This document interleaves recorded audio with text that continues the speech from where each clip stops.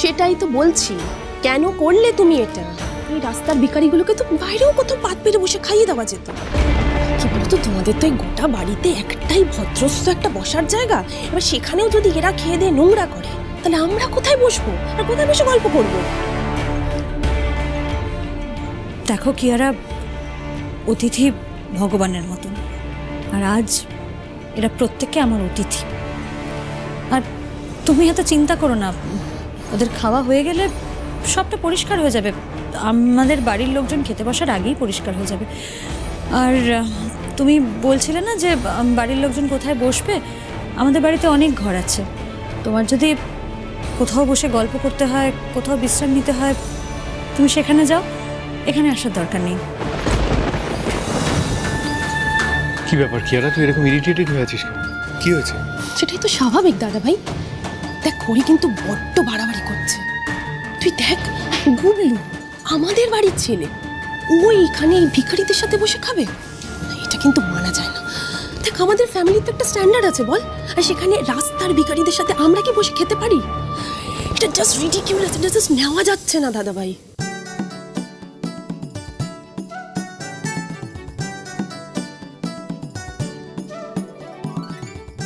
লজ্জা করে খেলে চলবে না কিন্তু, পেট ভরে খাবে কিন্তু।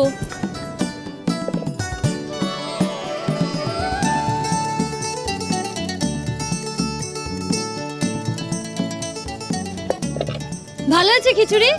ও দারুণ হয়েছে, দারুণ। তুই রান্না করবি আর ভালো হবে না তা আবার হয় নাকি? তাহলে এইটুকুতে তো হবে না, আরো বেশি করে নিতে হবে।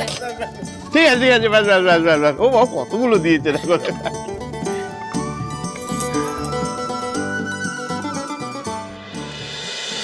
এত বছর পর আমাদের বাড়িতে দুর্গাপুজো হচ্ছে, ঠিক আগের মতো ফিল হচ্ছে। আর এই পুরোটার ক্রেডিট কিন্তু ঋদ্ধির। একদম তাই, দা ভাই নিজে দায়িত্ব নিয়েই সবকিছুর আয়োজন করেছে, তাই এত বছর পর আবার এই বাড়িতে দুর্গাপুজো হচ্ছে। তুমি খুব ভালো করেছো বাবা, এই পুজোটাকে আবার শুরু করে, এই পুজো শুরু করে খড়িমার সঙ্গে আমাদেরকে যে আনন্দ দিলে না, দেখবে মা দুর্গার আশীর্বাদ সর্বদা তোমার মাথার উপরে থাকবে। আপনারা খান, আমি একটু খিচুড়ি নিয়ে আসি। এ কি কি রে, তুই ঠিক করে খাচ্ছিস না কেন? হ্যাঁ, নে নে নে, ভালো করে খা। এ কি, তোমার তো পাত ফাঁকা। নাও নাও, এই একটু তরকারি দাও এখানে। আরে বাস, জামাই নিজে হাতে পরিবেশন করছে আমাদেরকে। দেখো দেখো দেখো দেখো। আপনারা তো ঠিক করে খাচ্ছেন না। না না, ঠিক ঠিক ঠিক। আমিও ধরে দেখো। আরে আপনি নিন নিন নিন, ভালো করে নিন। হ্যাঁ, তরকারি বলছি, এই তরকারি নিয়ে এসো কেউ। দাদা ভাইও লেগে পড়লো এদের খাওয়াতে। আর কার কার তরকারি লাগবে? কি করছিস এটা তুই?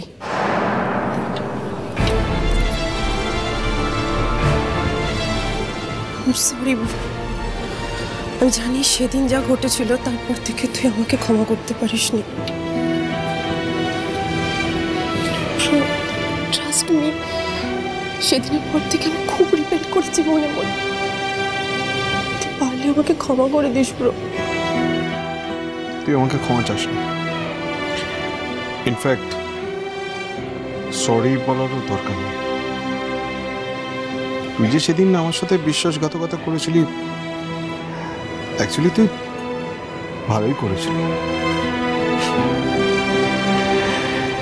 এই দুটি খড়ি, ওদের সাথে আমার কোনো রক্তের সম্পর্ক নেই, কিন্তু তুই আমার নিজের বোন হয়েও আমাকে ফাঁসাতে এক সেকেন্ডও ভাবিস না। ওরা কিন্তু আমার বরাবর ভালো চেয়ে এসছে। তোকে সেদিন নিজের পিঠ বাঁচাতে দেখে আমি বুঝে গেছিলাম এই পরিবারে কে আমার আপন, কে আমার পর। দেখ, এই দুটি বৃদ্ধি, এরা কিন্তু আমাকে এখানে ফিরিয়ে এনেছে, একটা চান্স দিয়েছে।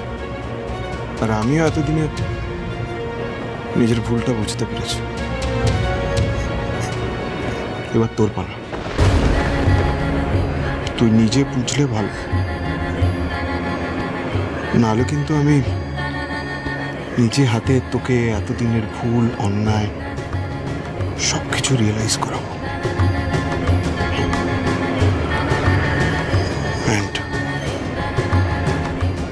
a brother's promise. Remember that. কি তুমি খাওনি কেন? আমি একা একা খেতে পাই না তো, মা আমাকে খাই দেয়। আর খিচুড়িটা কি গরম, আমি তো খেতেই পাচ্ছি না। তুমি তো আমাকে খাই দেবে ভালো আঙ্কেল। আমি? হ্যাঁ। আচ্ছা বেশ, দাঁড়াও। কুনাল, কুনাল, এটা একটু ধর তো, আমি ওকে একটু খাইয়ে দিই। ওঠো ওঠো ওঠো ওঠো ওঠো, কোলে বসো। ওরে বাবা রে, বসো।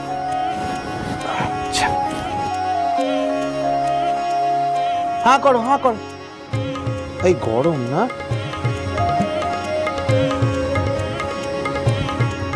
এইবার হ্যাঁ করো। ঝাল চাটনি দেবো একটু? দাও, চাটনি দিয়ে দিচ্ছি। এইবার মিষ্টি মিষ্টি লাগবে। হ্যাঁ,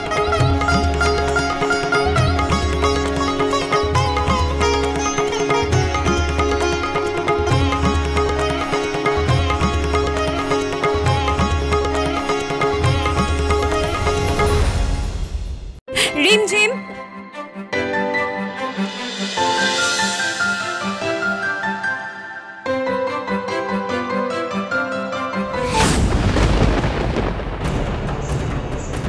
রাহুল এখানে?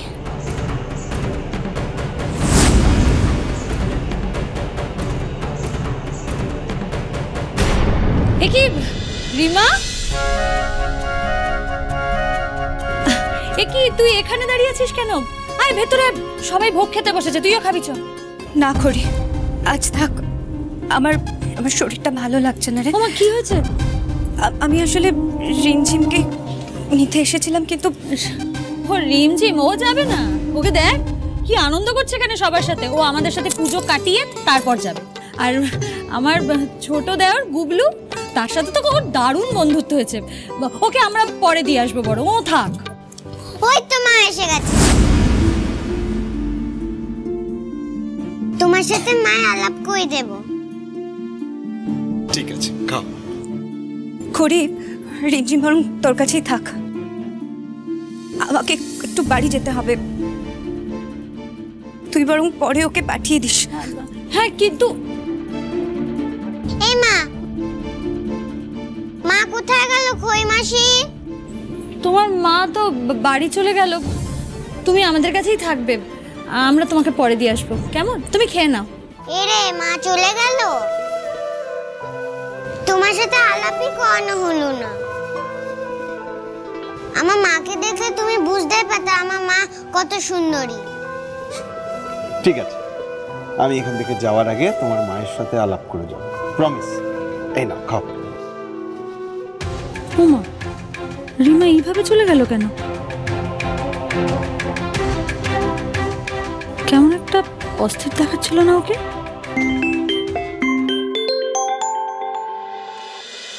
হ্যালো ম্যাডাম, আমি সৌম্য বলছি। হ্যাঁ হ্যাঁ, বলুন। ম্যাডাম, আপনার জেঠুর ফাইলের ব্যাপারে আমি জানতে পেরেছি। আপনি ফাইলটা দেখেছেন? কি কি লেখা আছে ওতে? না, এই ব্যাপারে আমি আপনাকে এখন কিছুই বলতে পারবো না। বলতে পারবেন না কেন? ম্যাডাম দেখুন, এই ফাইলটা থানায় থাকার কথা, কিন্তু সেটা থানাতে নেই। কোনো একটা কারণে থানা থেকে ফাইলটা সরিয়ে দেওয়া হয়েছে, কিন্তু সেটা আমি কিছুই বুঝতে পারছি না। সবটা ডিটেলে জেনে আমি আপনাকে জানাবো। আর হ্যাঁ ম্যাডাম, আরেকটা কথা, সবটা ডিটেলে জেনে যতক্ষণ না আমি আপনাকে জানাচ্ছি ততক্ষণ আপনি ঋদ্ধিমান বাবুকে এই ব্যাপারে কিচ্ছু জানাবেন না। এটা আপনার কাছে আমার রিকোয়েস্ট। একটা বিশেষ কারণ আছে।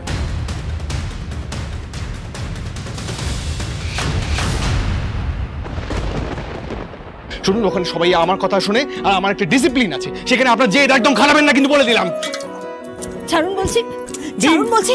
ও মা গো!